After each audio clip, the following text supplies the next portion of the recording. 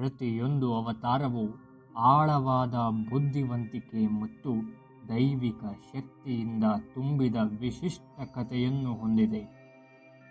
ದುರ್ಗಾ ದೇವಿಯ ಪ್ರತಿಯೊಂದು ರೂಪವು ಜೀವನ, ಶಕ್ತಿ ಮತ್ತು ಭಕ್ತಿಯ ಬಗ್ಗೆ ಏನು ಕಲಿಸುತ್ತದೆ ಎಂಬುದನ್ನು ತಿಳಿಯಲು ನಮ್ಮೊಡನೆ ಇರಿ. ಇಡೀ ವಿಶ್ವವು ಖಾಲಿಯಾಗಿತ್ತು.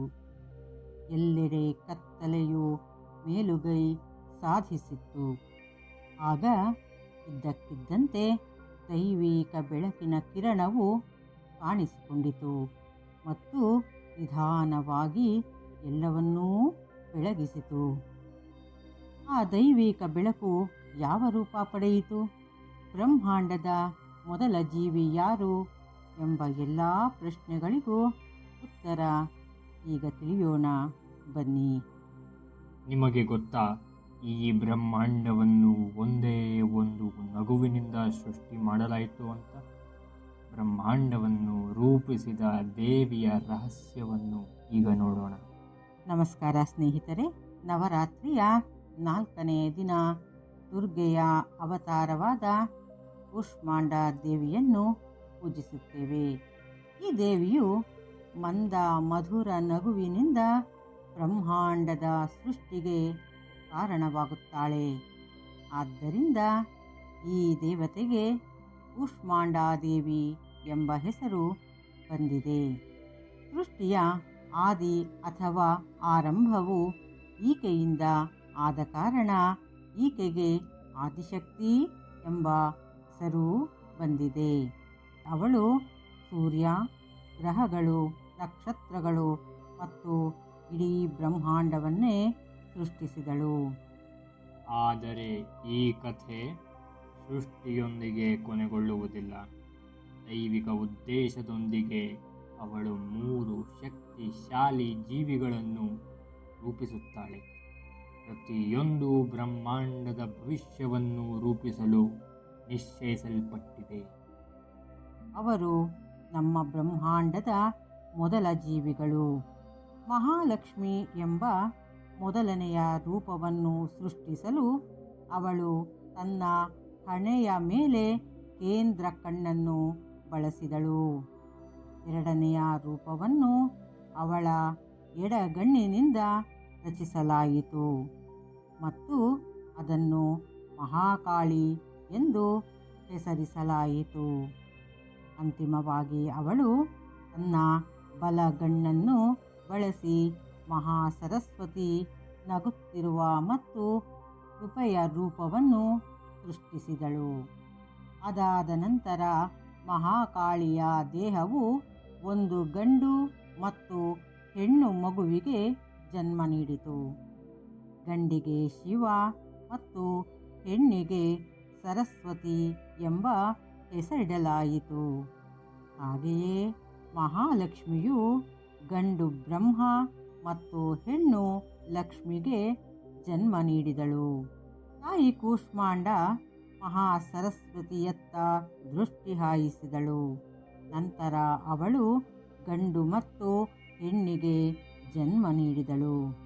ಗಂಡಿಗೆ ವಿಷ್ಣು ಮತ್ತು ಹೆಣ್ಣಿಗೆ ಶಕ್ತಿ ಎಂದು ಹೆಸರಿಡಲಾಯಿತು.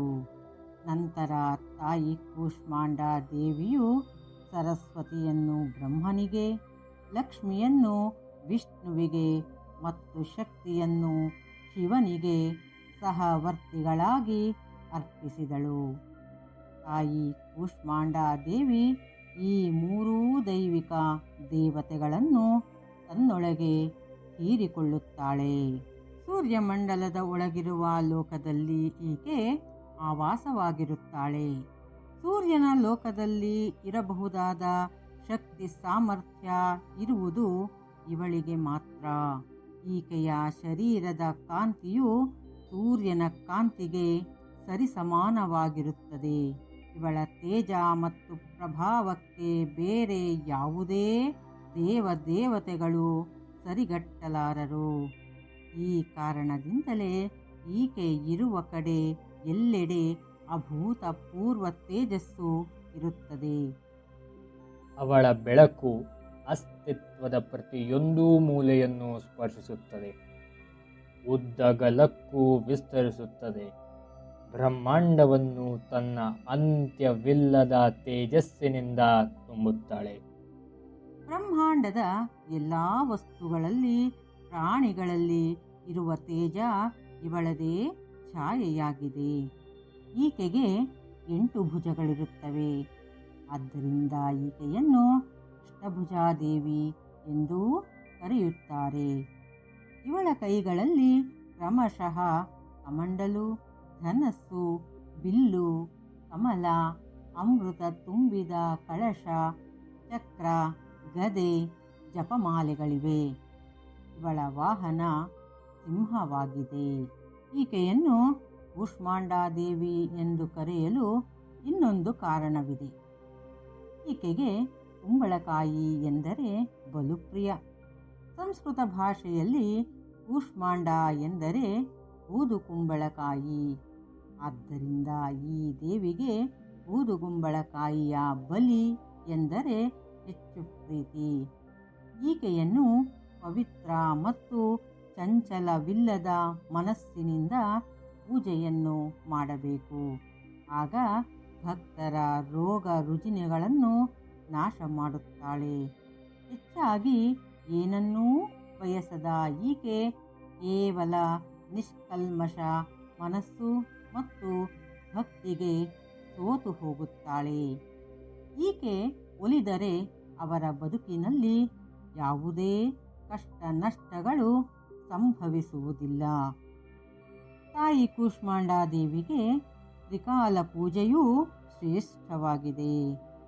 ಈಕೆಯನ್ನು ಆರಾಧಿಸಿದವರಿಗೆ ಸುಖ ಸಮೃದ್ಧಿಯನ್ನು ನೀಡಿ ಈ ದುಃಖಮಯ ಸಂಸಾರವು ಸುಖಮಯ ಹಾಗೂ ಸುಗಮವಾಗುವಂತೆ ಆಕೆ ಮಾಡುತ್ತಾಳೆ. ಕುಟುಂಬದಲ್ಲಿ ಪರಸ್ಪರ ಪ್ರೀತಿ ವಿಶ್ವಾಸ ಹೆಚ್ಚುವಂತೆ ಆಕೆ ಆಶೀರ್ವದಿಸುತ್ತಾಳೆ. ತಾಯಿ ಕೂಷ್ಮಾಂಡಾ ದೇವಿಯ ಆಶೀರ್ವಾದ ನಮ್ಮೆಲ್ಲರ ಮೇಲಿರಲಿ. ಹೀಗೆ ನಮ್ಮ ಮುಂದಿನ ವಿಡಿಯೋಗಳಲ್ಲಿ ನವರಾತ್ರಿಯ ನವದುರ್ಗೆಯರ ಎಲ್ಲ ಅವತಾರಗಳ ಬಗ್ಗೆ ತಿಳಿಯೋಣ. ಇಲ್ಲಿಯವರೆಗೆ ನಾವು ತಾಯಿ ದುರ್ಗಾದೇವಿಯ ಅವತಾರಗಳಾದ ಶೈಲಪುತ್ರಿ, ಬ್ರಹ್ಮಚಾರಿಣಿ, ಚಂದ್ರಘಂಟ ಮತ್ತು ಕೂಷ್ಮಾಂಡ ದೇವಿಯರ ಸಂಕ್ಷಿಪ್ತ ಪರಿಚಯವನ್ನು ತಿಳಿದುಕೊಂಡೆವು. ನಾಳಿನ ವಿಡಿಯೋದಲ್ಲಿ ದುರ್ಗೆಯ 5ನೇ ಅವತಾರವಾದ ತಾಯಿ ಸ್ಕಂದಮಾತಾ ದೇವಿಯ ಬಗ್ಗೆ ತಿಳಿಯೋಣ. ನಿಮಗೆಲ್ಲರಿಗೂ ನವರಾತ್ರಿ ಹಬ್ಬದ ಶುಭಾಶಯಗಳು. ಧನ್ಯವಾದಗಳು.